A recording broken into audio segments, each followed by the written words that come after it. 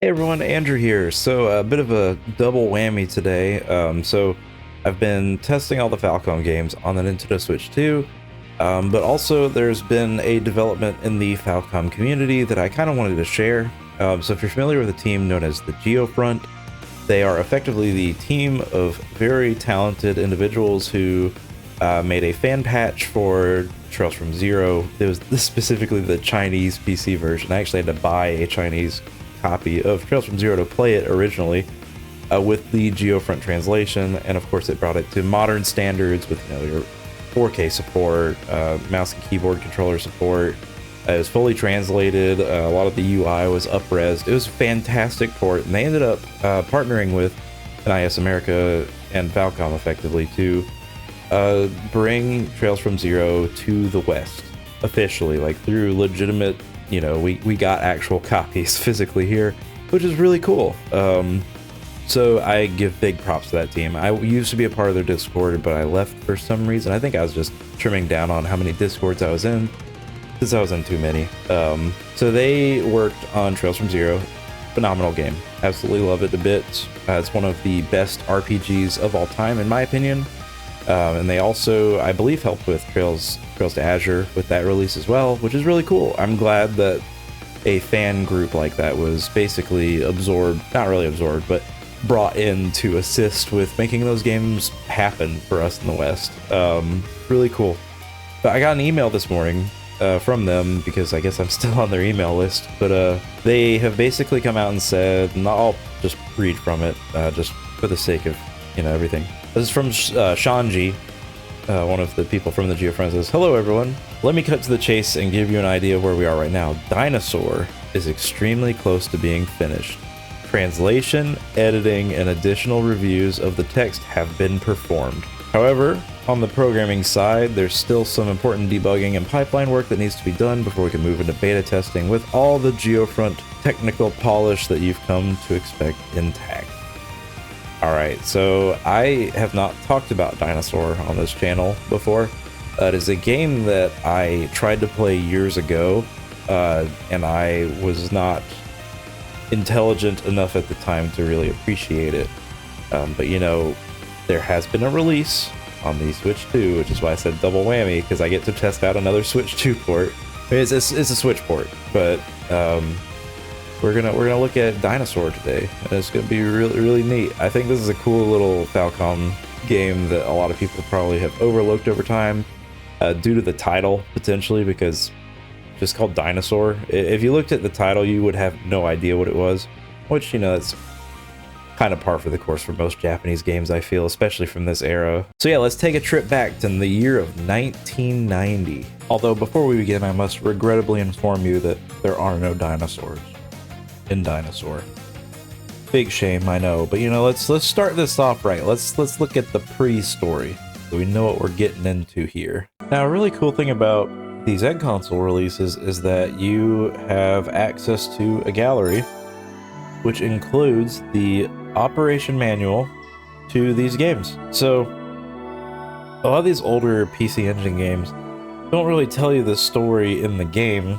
They actually tell you the story in the little manual. And if you were to be emulating this game, you would not have this handy, which is, you're kind of missing out a little bit. Now I'm gonna go ahead and say it, because I don't want anyone to think I'm like some crazy translator person or anything like that. I do not know Japanese. At least I do not know how to read it. I can probably pick up a few words if they are spoken to me. However, I cannot read it. So I am going to be using a translation that I found on the Wayback Machine from, what year is it? Yes, 2006. So, bear with me. It might not be a perfect translation, but it will do just nicely. I will try to make sure that I'm going through the pages of the guide along with what I am reading to you all. So yeah, without any further ado, let's get right into it. Part 1. At the tavern. The long winter was over and a spring was about to arrive. A festival was being held in town to celebrate a miracle from God, and the town was filled with the singing of musicians and the cheers of the people.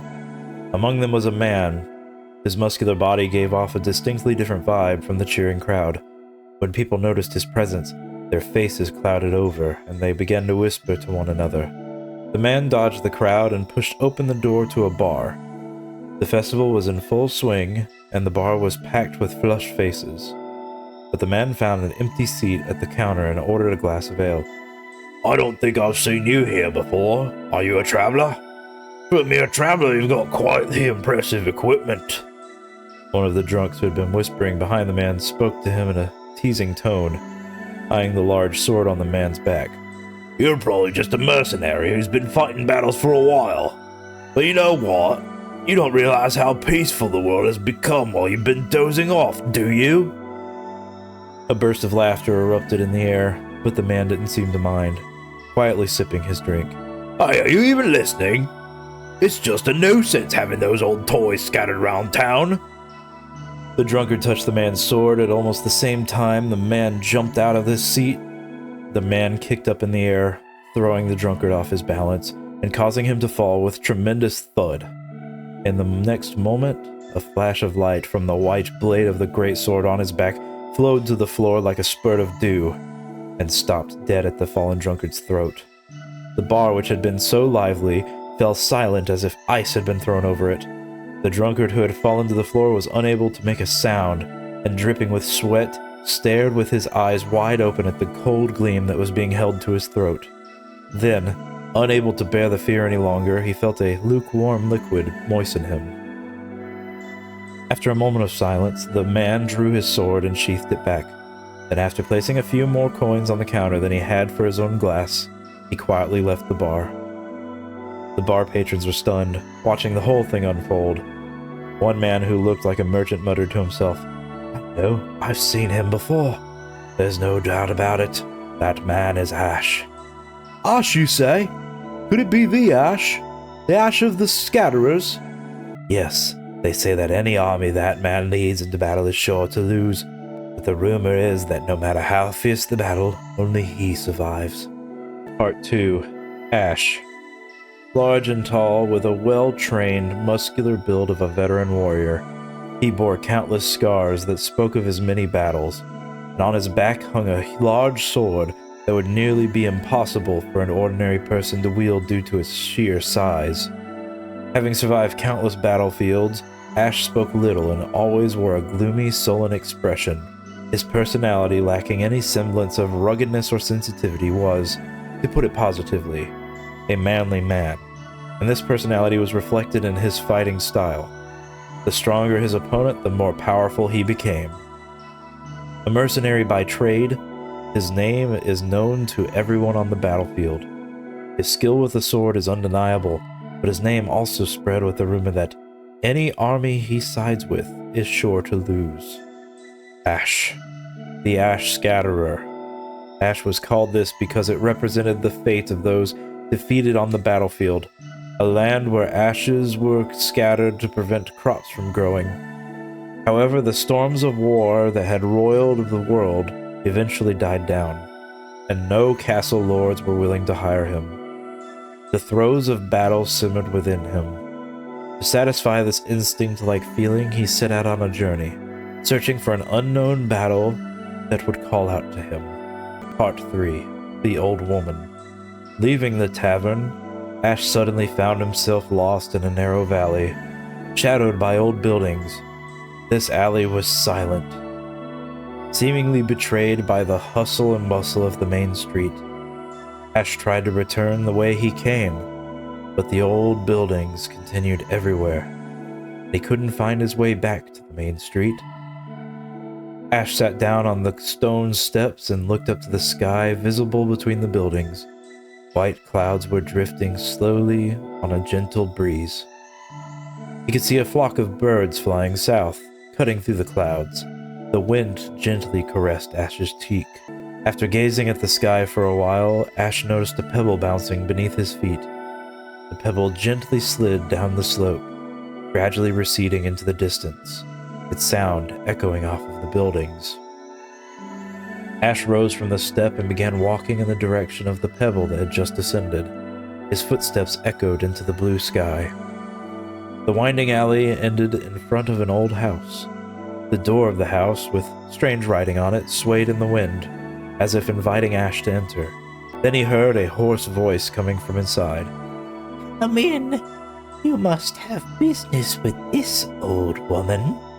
A strange smell filled the house, and the place was packed with mysterious furnishings.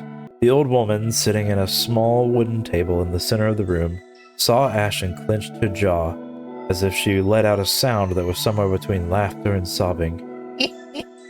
"Welcome. Please sit there." Ash leaned halfway into the rickety chair the woman had told him to sit in.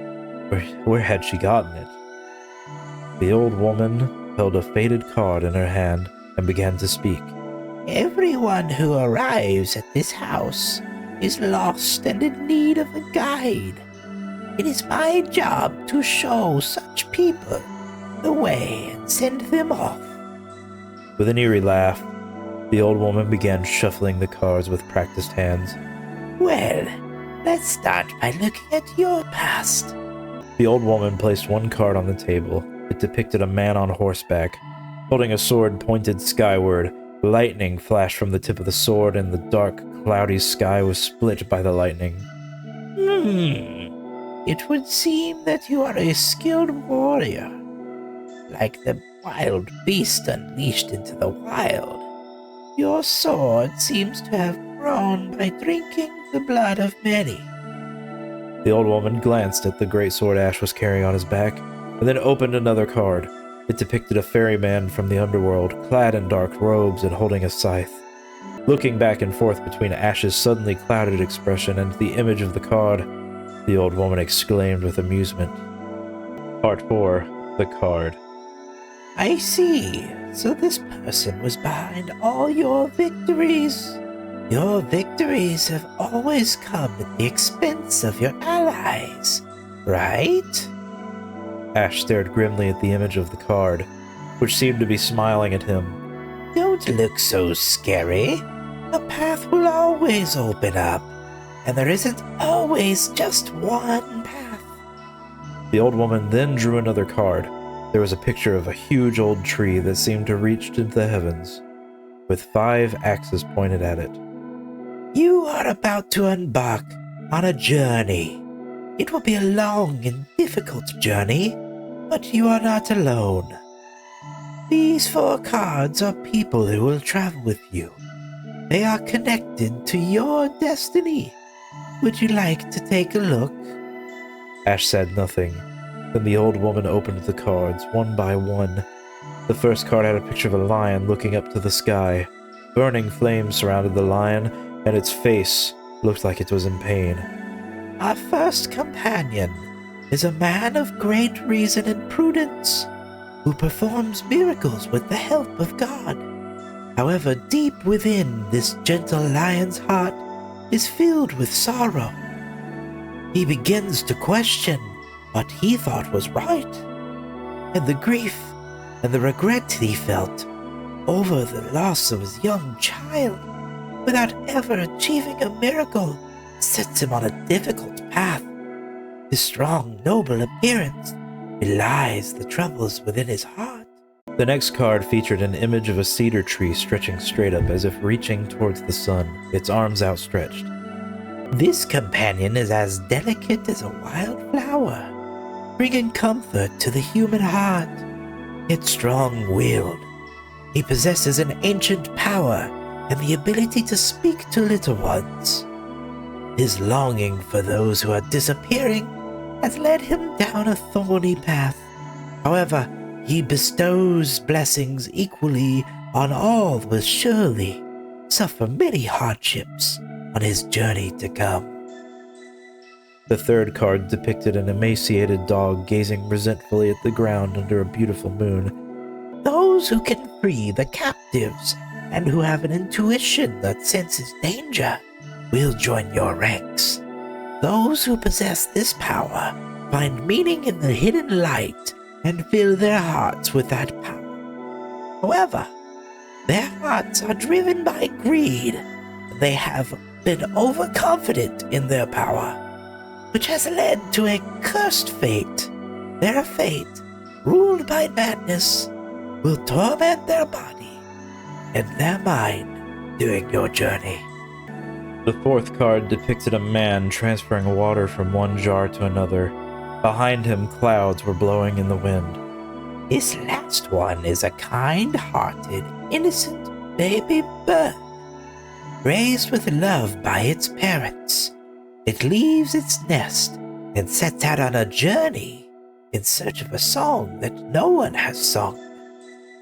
The baby bird's voice has a mysterious power that makes flowers bloom in the withered fields that gently stir in the surface of the water. The wind will surely rustle gently for the baby bird and show it the way to a heritage that has been passed down and protected. And that heritage will hold a great meaning for that person. Finally, the old woman drew a card.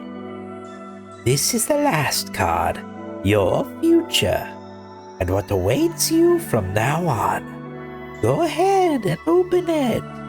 Ash reached for the face-down card, but instead of turning it over, he tore it with both hands, the shattered pieces of card flying into the air. It's just a piece of paper. This much is true. Ash stepped over the white shards on the floor and put his hand on the door. Don't forget, Ash. This is your destiny. You cannot escape it. Ash opened the door and a gust of wind blew in. The lion, cedar, dog, a water pitcher, and several more cards danced within the wind. As he left the old woman's house, a dazzling light rushed in. As Ash's eyes adjusted, he could hear the sound of festival music. It was in the midst of the bustle of a great festival. Ash put the great sword he had been carrying back onto his shoulder, the weight of it digging into his shoulders. Eventually, Ash turned and began to walk in the opposite direction of the hustle and bustle of town.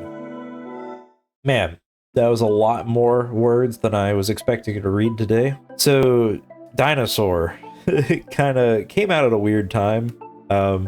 It came out right between East Book 3 and Brandish. So East Book 3, Wanderers from East, came out in 1989. And then Brandish released in 1991. And Dinosaur releases in 1990. So it's kind of a weird era for Falcom, I feel. Like they definitely were trying to branch out and do things that they previously were not doing.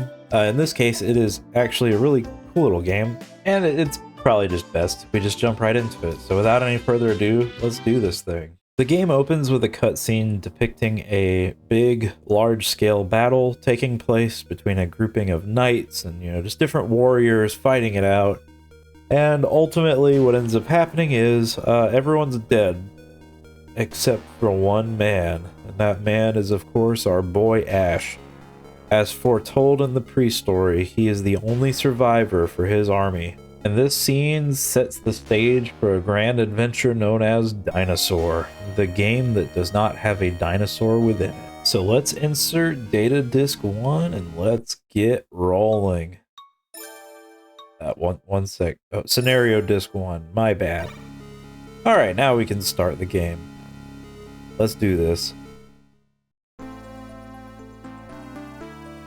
So, right off the bat, you're dropped into town, and you'll notice this is a first-person dungeon crawler style of game. And you have Ash down there in the bottom left. He is one of your 5 party members that you will have. He is the primary party member.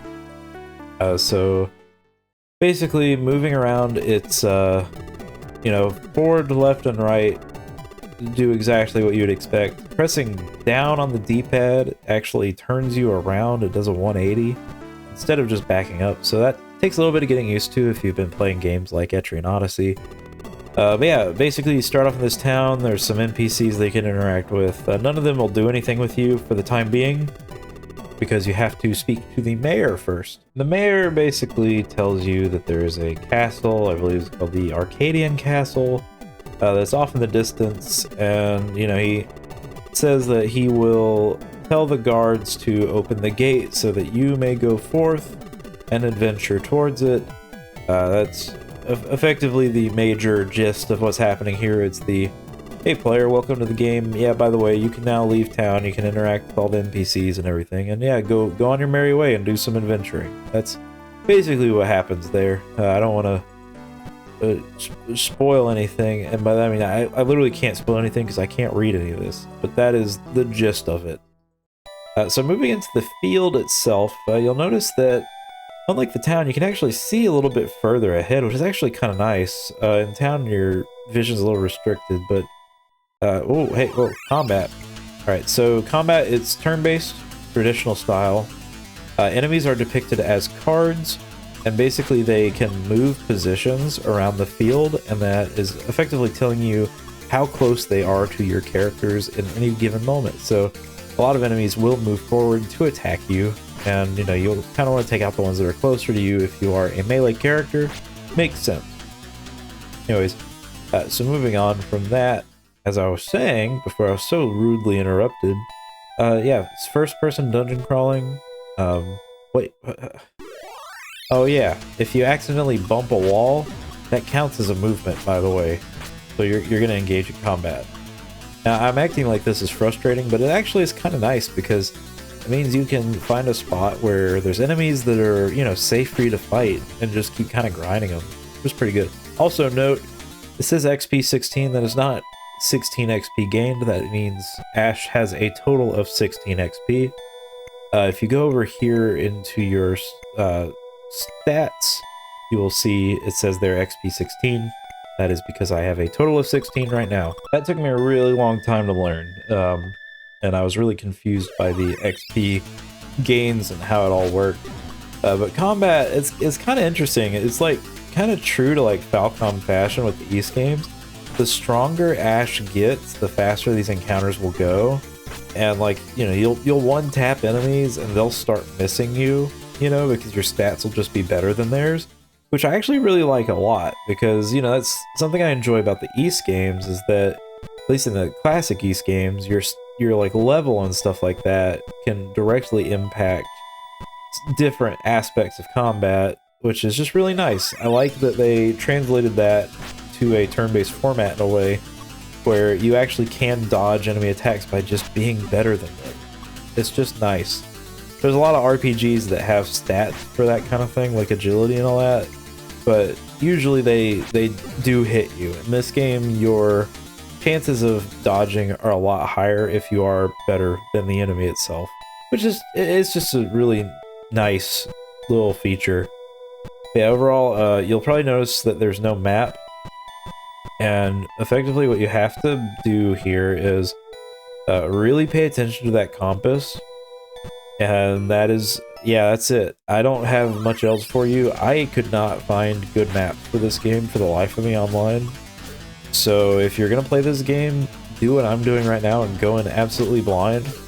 Because it's actually kind of fun just exploring and trying to figure out this map. Like actually having spatial awareness and being able to put together what this map should look like in your head is actually a lot of fun.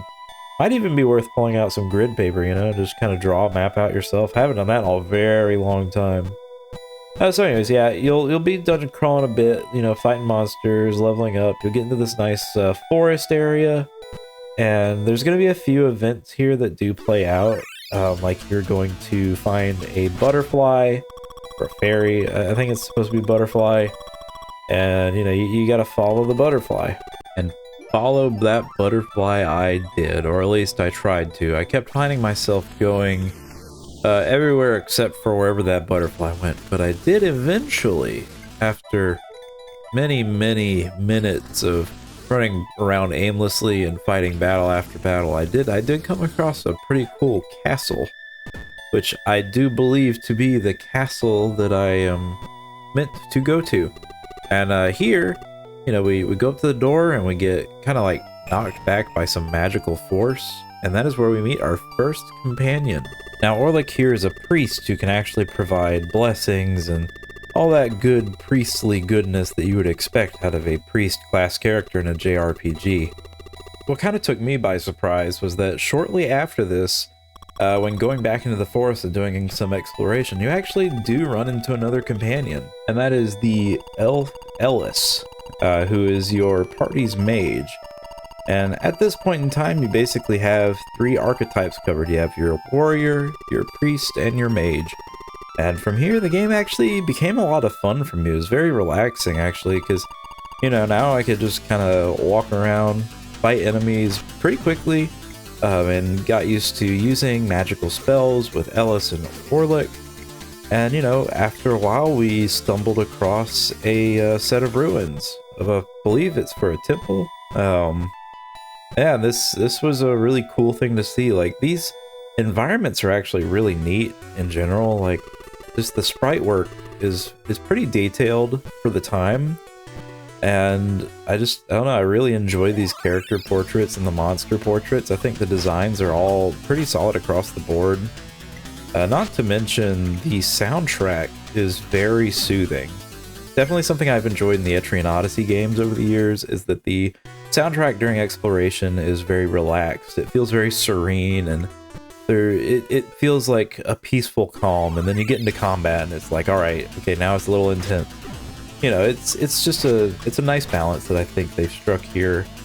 And, you know, it's definitely not going to be for everyone, but if you're into CRPGs like this, you know, like first-person dungeon crawling games like Wizardry or Etrian Odyssey, this is definitely something that I think you should try out. Even if you don't understand it, I think the gameplay systems are simple enough to pick up, regardless of your ability to read Japanese. And if anything, it could be a really good way for you to familiarize yourself with this game leading up to the actual GeoFront patch when it does come out for the game, which I'm really looking forward to. Getting to visit these older Falcom games that I have minimal to no experience with is just really cool, and I really would like to share these experiences with as many people as I can. So getting the word out there on this one, and that the GeoFront team is about to have an English translation out in the world that you can go play and just enjoy at your own leisure, it feels good. Also, worth noting, I did not mention this before, but if you press the A button or the confirm button when you're exploring the field, you actually do rest. Now, resting does count as a movement, so you can be attacked while resting. Just something I figure I should mention in case that's of interest. It does make the game a bit easier, so just a pro tip. If you're struggling, that is a free way to get your health back.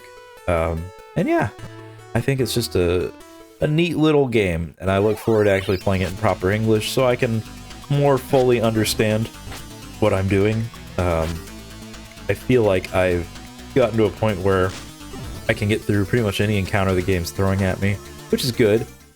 And overall, just being lost in these mazes, it's such a unique and interesting experience that I haven't felt in a very long time, because most of these modern games that are like this typically have a map, or like an auto map feature. This game has no map, which is a very interesting design choice for sure, considering Brandish, the game that came just a year later, had a map of its own. Granted, that's a pretty different take on a similar experience. But yeah, I think I've said my piece on this one. I feel like this is a very interesting game by Falcom. Definitely dated, but I think it's well worth the time, and it's only like $6.50 or something like that on the eShop. So I mean, not a crazy investment if you're interested in trying it out before the GeoFront patch comes out. I don't know how you're going to go about playing that version of the game. I'm sure they will have a very lovely guide like they did for Trails from Zero. But yeah, that's Dinosaur, a little lost piece of Falcom history, all the way back from 1990. If you thought this was an interesting video, please consider liking and subscribing. I hate asking for that, but it is what it is. It works. It has scientifically proven itself to be a successful method of, you know, growing the channel. So anyways, hope you all have a wonderful morning, afternoon, evening, wherever you are in the world. I will see you next time.